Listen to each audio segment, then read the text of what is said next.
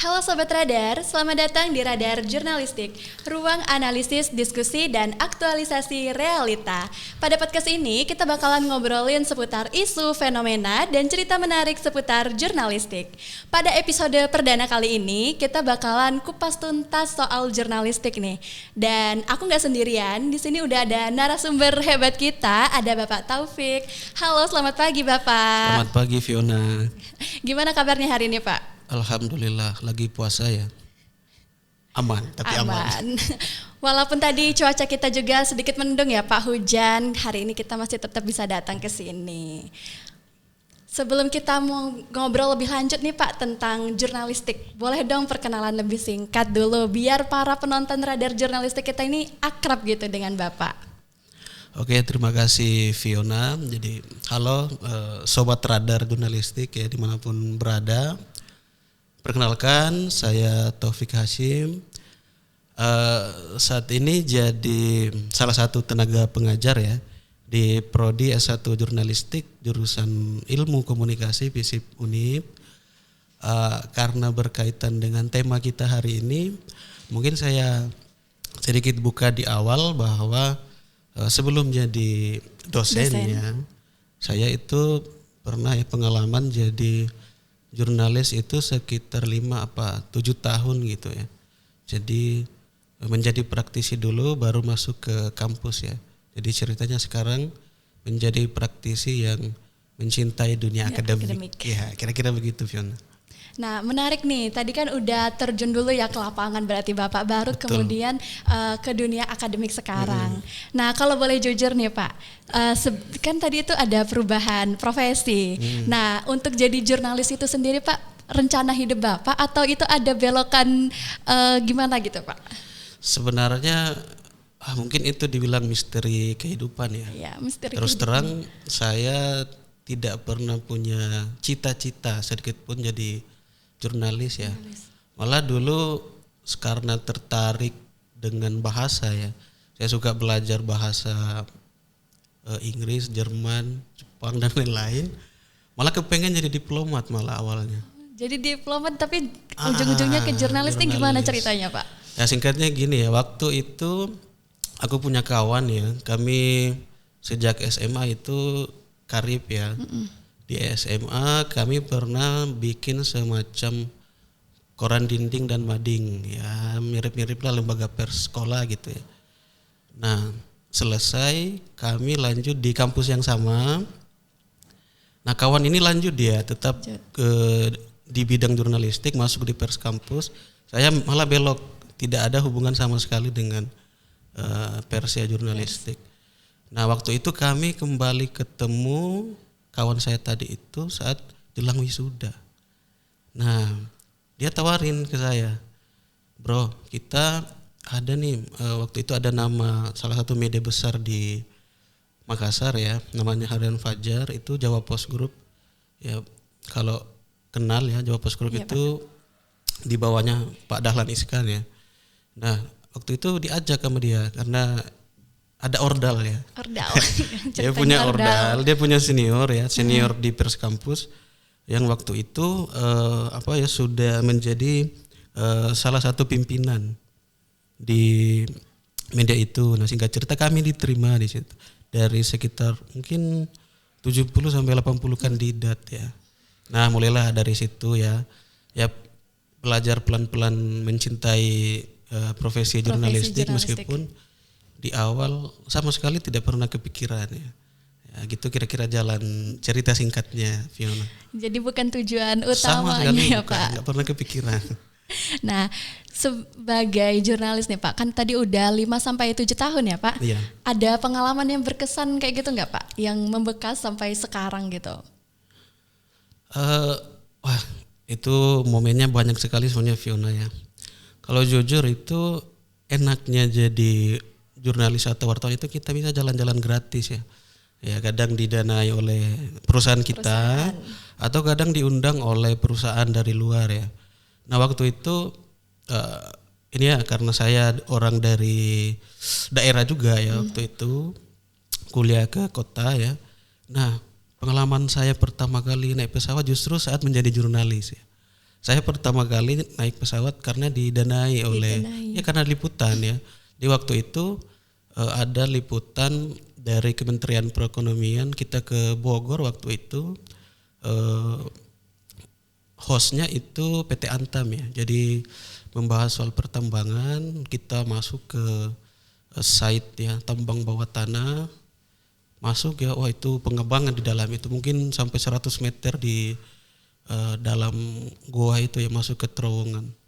Nah, itu momen yang luar biasa bagi saya ya, bisa saat itu kenalan dengan banyak media-media lain dan media-media nasional. Tetapi momen yang paling penting sebenarnya bahwa liputan itu ternyata bukan sekedar teks ya. Ternyata liputan itu bisa membawa perubahan ya.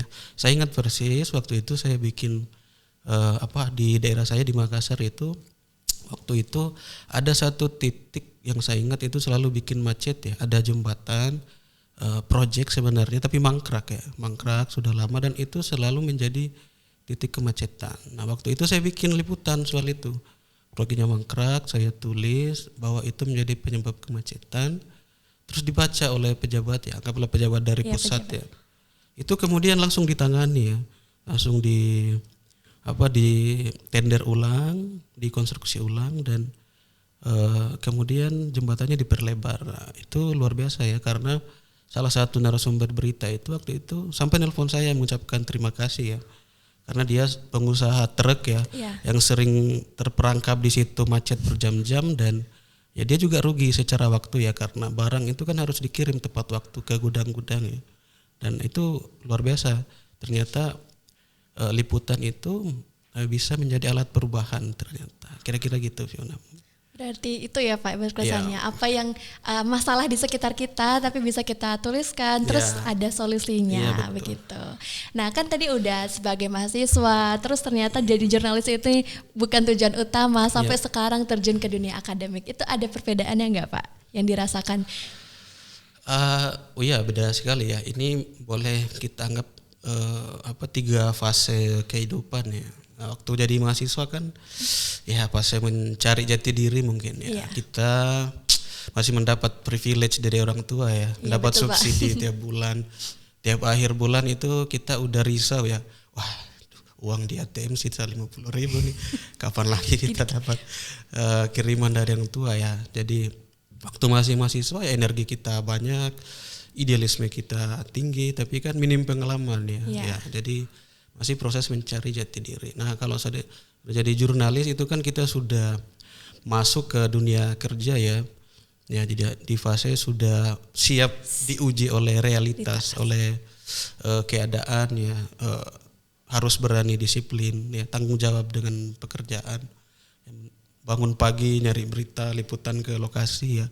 Jadi ada perbedaan. Nah kalau jadi dosen ya itu mungkin fase yang lebih reflektif mungkin ya, karena saat jadi dosen ya kita membimbing ya kalian ini ya, jadi generasi berikutnya mungkin jadi calon jurnalis juga barangkali ya. Jadi mungkin 3 fase ini mungkin saat jadi mahasiswa kita lagi belajar memahami dunia. Jadi jurnalis itu kita lagi belajar menghadapi dunia. Nah saat jadi dosen mungkin kita lagi belajar ya, membimbing mahasiswa untuk memahami dan siap menghadapi dunia. Mungkin kira-kira itu. Oke. Dari 3 fase ini Pak, kira-kira Bapak lebih memilih di mana gitu? Nyaman dan senangnya gitu? Mungkin fase dosen lah. Fase dosen. Lebih enak dari dosen. Oke, fase dosen ya Pak. Nah kan kita udah ngobrolin tentang beberapa hal jurnalistik tadi. Tapi kita belum tahu sebenarnya jurnalistik itu apa sih Pak. Nah di sini mungkin Bapak boleh jelasin secara sederhana gitu. Jurnalistik itu gimana dan apa di luar dari yang biasa kita tahu dari buku gitu Pak. Kalau bagi saya jurnalistik itu seni ya, seni bagi saya. Jurnalistik itu kan proses ya. Jadi seni memverifikasi, kemudian seni merangkai fakta menjadi kata-kata atau tulisan ya. Nah, jurnalistik itu kan banyak drama di dalamnya. Prosesnya itu banyak drama di dalam. Sebuah berita yang kita baca hari ini itu banyak perjuangan di dalamnya ya. Terutama bagi jurnalis ya. Kadang saat wawancara kita dimarahi sama narasumber ya, terlambat betul. Sampai di lokasi ya dan lain-lain. Jadi banyak tantangan, belum lagi kan prosesnya ya. Kita wawancara terus diedit lagi oleh editor. Baru kemudian itu baru ditayangkan. Jadi itu sebuah seni yang proses yang natural berjalan ya. Di jurnalistik itu bagi saya adalah sebuah sebenarnya seni kehidupan untuk sebagai tanggung jawab moral untuk menyampaikan kebenaran. Oke. Jadi menurut Bapak sendiri jurnalistik itu sebuah seni gitu ya. Iya. Nah, seperti yang kita ketahui juga Pak. Nah, kan jurnalis itu untuk menyampaikan informasi. Sebenarnya bedanya itu apa Pak? Kayak misalkan aku pribadi ini punya sebuah informasi tuh, terus aku publikasikan di sosial media aku. Itu perbedaannya sama jurnalisme profesional tuh gimana Pak? Oke. Kan sekarang sebenarnya kita sudah di era digital ya. Di zaman dulu kan belum ada digital ya. Jadi kita itu masyarakat halayak itu kebanyakan menjadi konsumen. Nah sekarang ada era digital, kita juga ikut menjadi produsen, bikin konten. Nah tetapi apakah konten yang kita posting ya, karena semua orang kan sekarang bisa posting. Apakah postingan kita itu termasuk dalam produk jurnalistik atau tidak? Ya harus kita bedah dulu ya, karena jurnalistik itu tentu punya standar ya. Iya betul. Ada proses verifikasi yang harus berjalan secara bertingkat, kemudian ada kode etik yang harus dijalankan ya. Ada proses wawancara, konfirmasi ke narasumber. Kita juga harus memastikan informasi itu benar-benar sesuai dengan fakta. Nah kalau tidak memenuhi itu maka ya konten yang kita bikin ya mungkin hanya bisa dianggap mendistribusikan informasi ya, bukan sebuah produk jurnalistik. Karena ada standarnya, ada tahapannya dan ada kode etik yang kita harus jalankan. Berarti kalau yang dari jurnalistik secara profesional itu ada tahap verifikasi tadi ya Pak, dan banyak kode etiknya juga kode gitu. Etik. Nah itu kan penyebaran informasi Pak. Peran jurnalis itu seberapa penting untuk pembentuk opini publik? Karena di era sosial media saat ini orang-orang ngelihat informasi itu pasti punya perspektif masing-masing gitu Pak. Nah mungkin pernah dipelajari ya bahwa masyarakat itu memahami realitas dari media. Iya betul. Ya.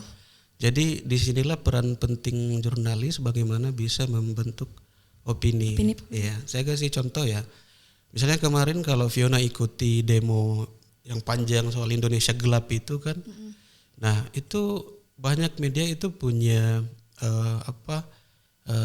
framing berita yang berbeda-beda ya. Iya. Jadi ada media, ada jurnalis yang mengangkat mungkin cenderung ke aksi vandalisme dari oknum-oknum demonstran.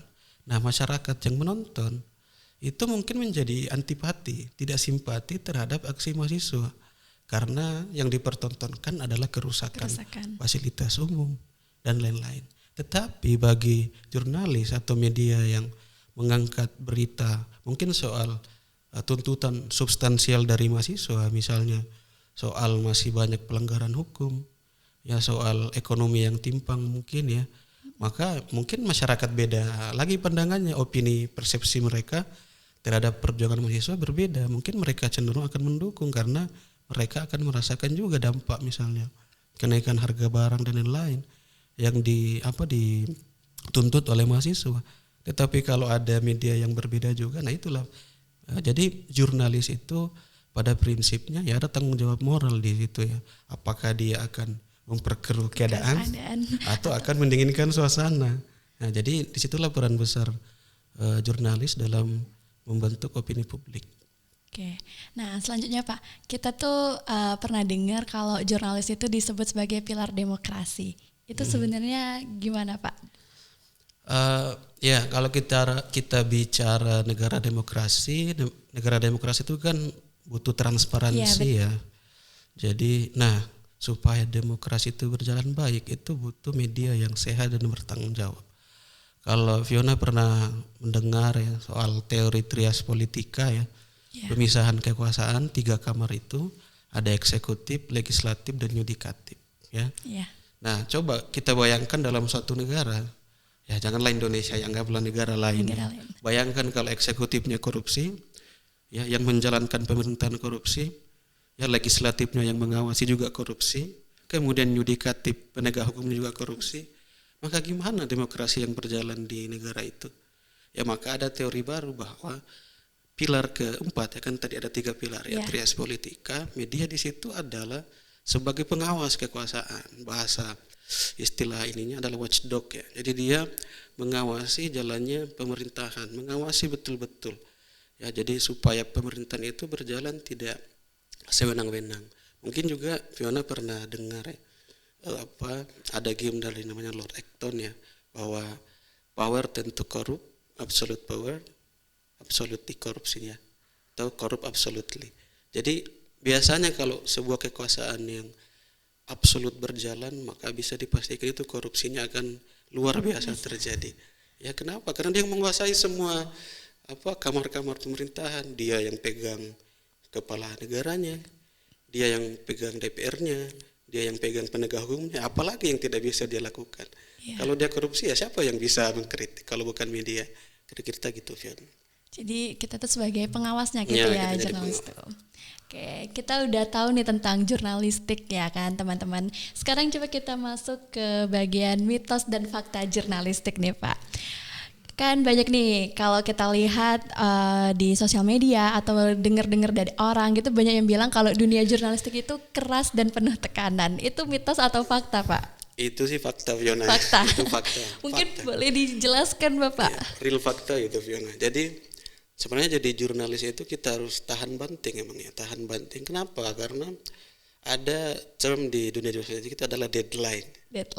Nah itu yang bikin kita selalu dalam tekanan ya. Contoh ya, kalau kita bicara media konvensional, media cetak, itu kan ada tahapan-tahapan deadline-nya ya. Iya. Ya misalnya deadline-nya jam 3 sore, jam 5 sore. Nah itu kita sebagai jurnalis kan harus ngejar, bisa mengirim naskah berita sebelum jam deadline. Karena kalau melewati ya sudah, ya wassalam ya riwayat kita sebagai jurnalis. Belum lagi kalau kita bicara sekarang media digital, Fiona, karena media digital itu, media online itu kan berbasis kecepatan. Iya. Pengalaman saya dulu di Detik ya, itu setiap berita update itu per 15 menit. Nah bayangkan, bagaimana kita dalam tekanan tuh dalam 15 menit harus ada berita baru. Ya, jadi memang jadi jurnalis itu ya harus siap-siap ya, di bawah tekanan. Tapi itu kan tergantung bagaimana kita ya. Kalau sudah mampu mengikuti ritme kerja yang baik, saya kira itu tidak akan jadi masalah. Berarti karena deadline tekanannya ya nih Pak. Nah, terus mitos atau fakta selanjutnya nih Pak. Sebagai jurnalis itu harus netral. Sekarang ini masih relevan nggak Pak kalimat tersebut? Netral ya. Bagi saya pribadi, jurnalis itu tidak boleh netral sebenarnya. Iya, jurnalis itu kan netral itu kan tidak mengambil posisi ya. Iya, kayak ada di tengah. Iya, kita ada di posisi abu-abu ya. Nah, jurnalis itu kan harus salah satu sikapnya, prinsipnya adalah berpegang pada kebenaran. Nah, ketika ada sebuah situasi ya, ada misalnya kejadian ya kita harus memposisikan diri, kita memberitakan fakta ya, kebenaran itu, jangan kita malah diam ya di posisi yang netral ya. Nah jurnalis itu ya mungkin ada yang menganggap harus independen ya. Itu betul ya, bahwa tidak boleh dalam membuat berita karena ada tekanan dari pihak apapun, termasuk mungkin bahkan dari dalam internal redaksi ya, kita juga harus lepas dari tekanan ya. Tapi kalau kita bicara netral, apalagi kalau bicara bahasa manusia ya, kayaknya jurnalis itu harus punya posisi deh ya. Dia harus tetap meskipun objektif ya dia tetap harus berpegang pada kebenaran sesuai fakta yang ada di lapangan. Berarti enggak yang langsung netral benar-benar di tengah, tapi harus memihak ke kebenaran gitu ya Pak. Nah di era saat ini nih Pak, prospek kerja dari program studi jurnalistik ini sama ancamannya itu gimana Pak? Kan di media digital saat ini begitu banyak Pak. Nah, kalau kita bicara prospek ya, sebenarnya industri yang terkait dengan jurnalistik itu lagi berkembang-kembangnya sebenarnya ya. Ya, kalau kita tidak bisa memungkiri juga bahwa industri media itu sekarang banyak yang lagi dalam tekanan ya dengan hadirnya media digital. Ya, contoh karena faktor salah satunya soal ekonomi politik media ya. Dulu penghasilan media kan sebelum ada media digital itu cukup banyak ya. Iya. Ya ke media cetak banyak iklan-iklan. Nah, sejak hadirnya media digital, porsi iklan di media konvensional itu lari semua ke media digital, ke YouTube. Ya, orang sekarang ada produk ya komersil, bukan lagi ke media cetak, ke radio, ke TV, ke YouTube, ya ke medsos, ya, atau kerjasama dengan influencer. Nah, itu yang salah satu faktor ya yang membuat industri media sedikit terpukul. Tapi soal prospek justru itu membuka peluang. Membuka peluang ya, Iya, Pak. kenapa? Karena influencer, content creator, copywriting itu kan kita pelajari di jurnalistik dasar-dasarnya. Jadi justru bagi saya prospeknya lebih besar. Kemudian terkait prospek tadi saya kira itu juga tanggung jawab. Ini ada sedikit tanggung jawab kampus ya. Jadi bagaimana supaya mahasiswa dan lulusan-lulusan itu nanti bisa adaptif ya dengan dunia kerja, maka saya kira perlu kurikulum itu di kampus itu disesuaikan dengan kebutuhan industri dan dunia kerja. Ya, jadi ketika kita lulus ya kita sudah siap nih menghadapi dunia kerja. Ya, ada peluang kita ambil karena misalnya ada nih peluang jadi manajer medsos, menjadi content creator, menjadi produser podcast. Itu kita sudah bisa ambil tag langsung jobnya karena kita sudah pelajari di kampus kita di prodi jurnalistik. Jadi justru dengan takut ya dengan prospek di soal jurnalistik.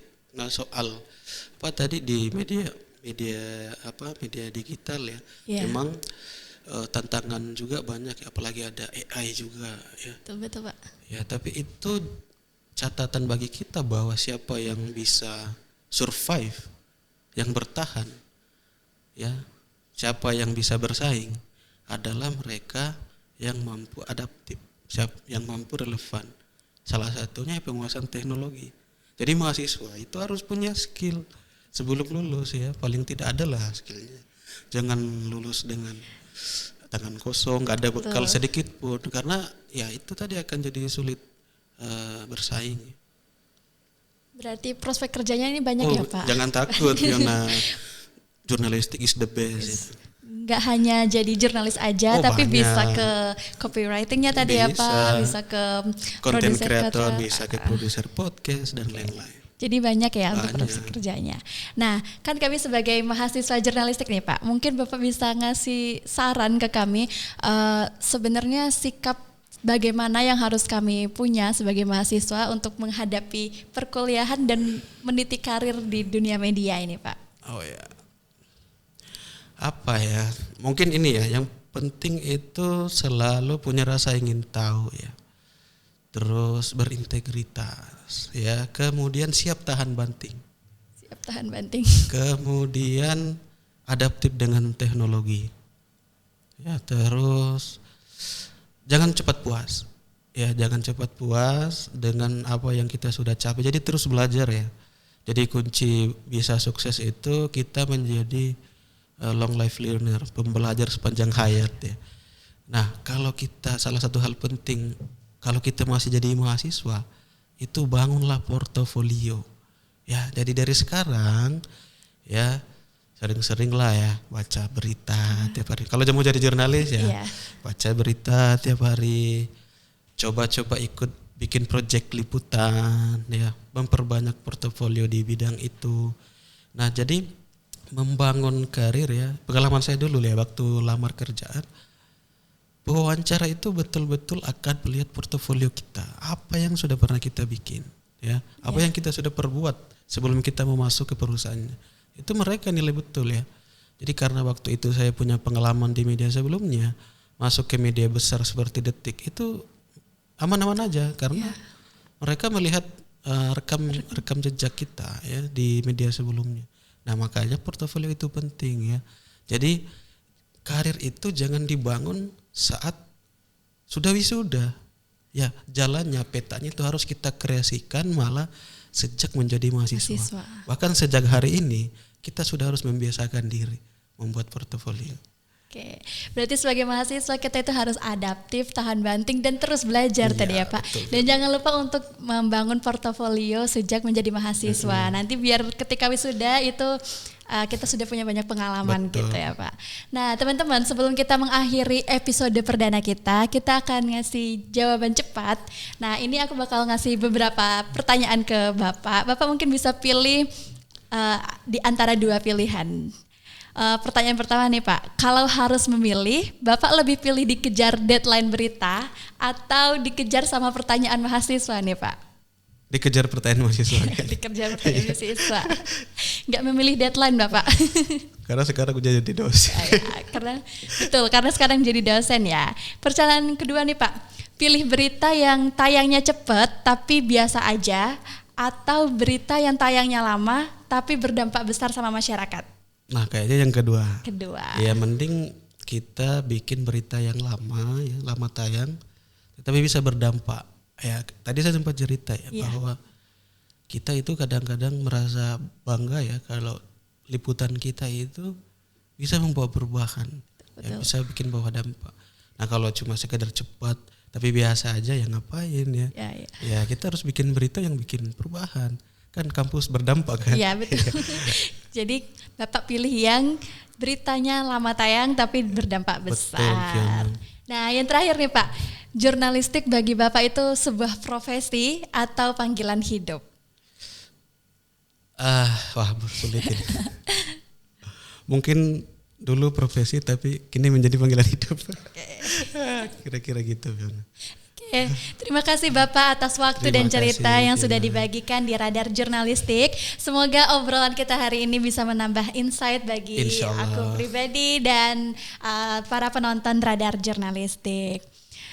Nantikan episode-episode dari Radar Jurnalistik selanjutnya. Sampai jumpa.